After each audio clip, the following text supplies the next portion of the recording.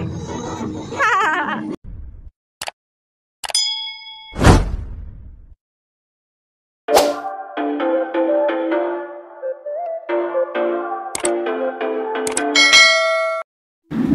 daily routine of my younger daughter.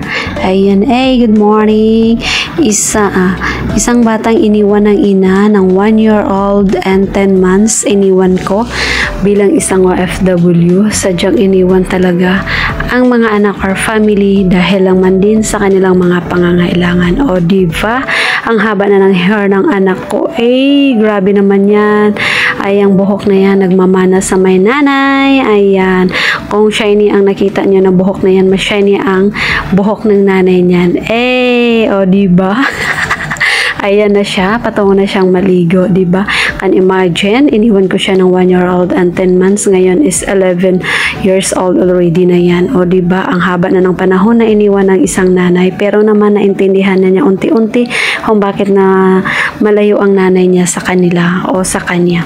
Kaya nga naman, napakasakit isipin, o diba, nag-alaga ka sa ibang mga nanay dyan na isang OFW. Shout out po sa inyo na nag-alaga tayo sa ibang mga bata, alaga ng anak ng ating employer, o diba, dapat tayo ang nag-alaga sa ating mga anak. Kagaya nito, o diba, kumakain siya, diba, ang tatay at ang kapatid niya ang kasama niya, na dapat ang nanay din sana ang nag-alaga niyan. Kagaya niya, nag-prepare ng mga almusal nila, sa susuotin nila, o diba, ang anak ko na ito naman talaga ay napaka naman talaga sa kanyang sarili, dahil hindi niya pinabayaan ng kanyang sarili. Kahit naman dyan sa kanyang buhok, makikita nyo naman, ayaw niya kasi yung may yung may tali sa buhok, kaya yun, kalugay lang talaga yan siya. Kasi ewan ko ba bakit ganun tong bata na to, parang kagaya din sa akin dati nung kabataan ko din, ganun din, parang siya din talagang nakapagmana sa ina, o diba, ayan na sa kanyang day of life niya, sa kanyang pag-aaral, o diba, nagpa-vlog-vlog na ang bata. O diba, sa murang edad, ganito na siya ngayon, nadalaga na, o diba, ang bilis lang talaga ng panahon. Almost 10 years na ako dito, na iniwan ko sila sa haba ng panahon.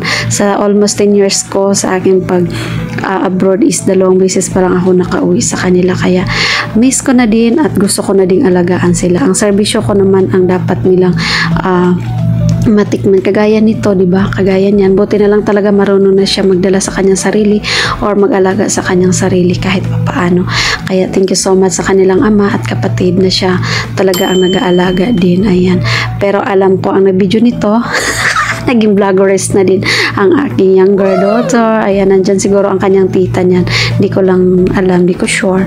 Ayan na siya, o diba, may pa facial moment na naman yan siya, at handa na siyang umalis sa school at naka-ready ng kanyang shoes at socks. O diba, ang galing naman ng bata ko, kaya proud ako sa aking mga anak na iniwan ko ng ganun katagal. Kaya naman napaka-bliss ko sa aking sa kanilang tatay, dahil naman talaga siya ang nag-alaga sa kanila, at ang aking pag-hilayo naman sa kanila ay para naman din talaga sa kanila. Kaya thank you so much sa pag-intindi nyo sa akin. Ayan, at sa bandang araw maintindihan din lalo nila bakit ako lumayo sa kanila. Ayan, going to school ng aming baby na damulag. Good luck, baby ko. Thank you so much for watching this video. God bless and keep safe always, everyone. Thank you for watching.